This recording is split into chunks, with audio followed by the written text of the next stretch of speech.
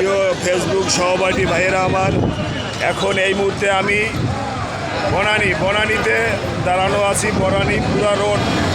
আপনার ঢাকার শহরে এমন কোনো অলিগলি নাই যে মানুষে আজ কানায় কানায় পরিপূর্ণ। বিমানবন্দরে পাও দেওয়া যাবে না, এই হচ্ছে বনানীর অবস্থা।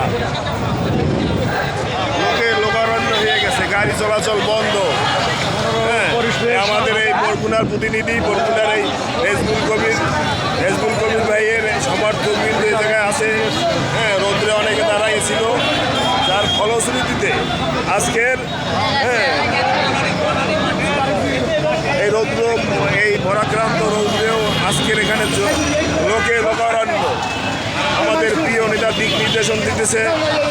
আমাদের প্রিয় নেতা বরগুনার 17 আসনের আইকন রেজবুল কবির ভাই আমাদেরকে দিক নির্দেশন দিতেছে।